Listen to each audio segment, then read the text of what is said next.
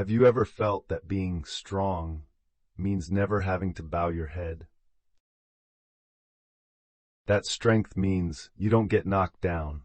That strength means you don't give in. That strength means, no matter what, you never let anyone see your weakness. But I want to tell you something today. The Iliad, hundreds of pages, thousands of lines filled with battlefields, heroes, deaths, and glory. The single most devastating moment in all of it is not a battle. It is an old man walking into an enemy camp, kneeling before the man who killed his son. Hector is dead. Everyone in Troy knows it. His wife Andromache. His mother weeps until she can no longer stand. The entire city falls into a panic, a grief that has no name. Because Hector was not just a son, a husband, a father, he was Troy's last wall. While he stood, the city stood. And now he is gone. Everyone knows what that means. This city is finished. And there is something else, something that cuts even deeper. Achilles has refused to return the body. In that world, a warrior had to be properly buried. That was how the dead were honored. That was how the soul was allowed to find rest. But Achilles, in his rage, keeps the body. Every day he drags it around the walls of Troy. Every day, a new humiliation. King Priam watches from the city walls, every single day. And then he makes a decision. That night, Priam leaves the palace.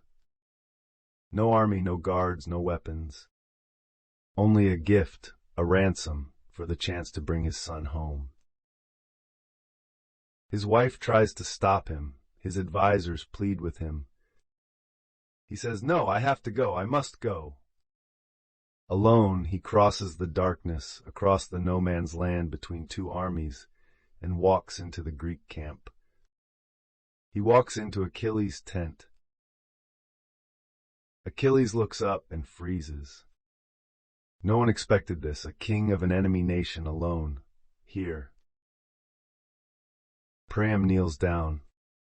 He takes Achilles' hands in his own and says, "I kiss these hands that killed my son. I am begging you, give him back to me. Let me bury him with my own hands."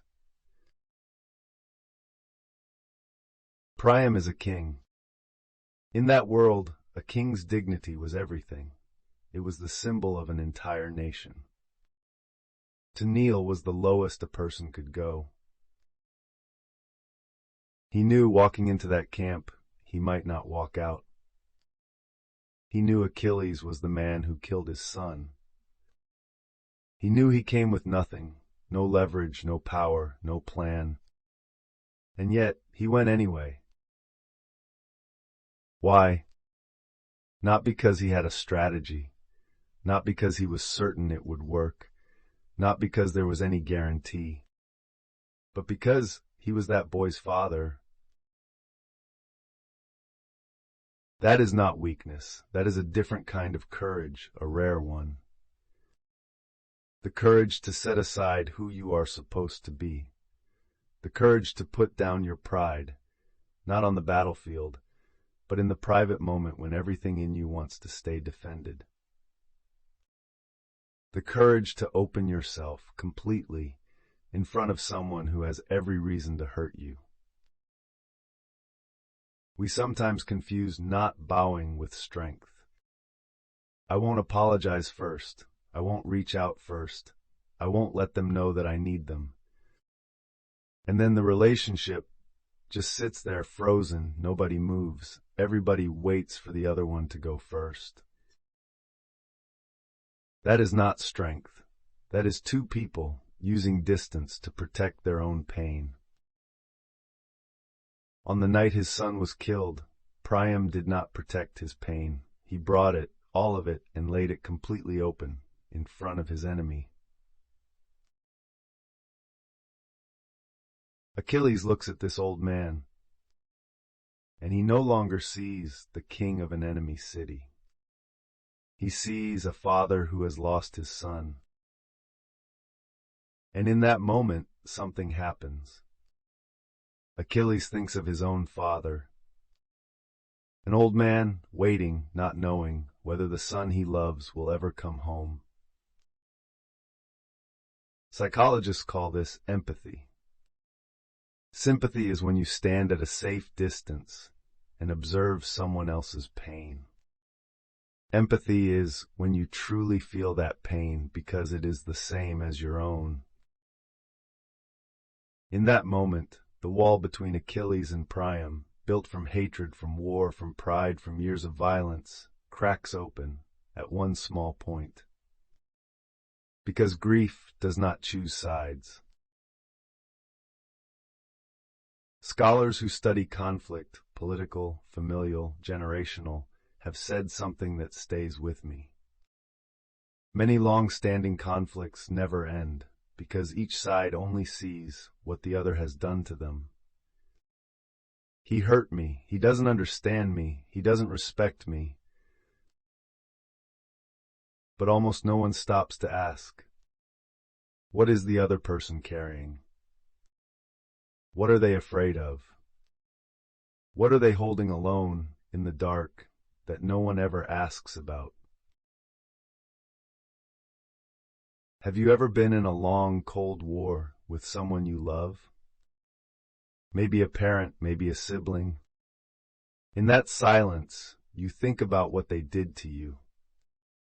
But have you ever wondered, what are they carrying in that same silence? Have you ever been in an argument when the other person suddenly cried? Something shifts in that moment, because you suddenly remember they are also someone who can be hurt. The Iliad does not end with a victory. It does not end with a triumph. It ends with a funeral. Hector is given a proper burial. Fires are lit across Troy. Everyone mourns.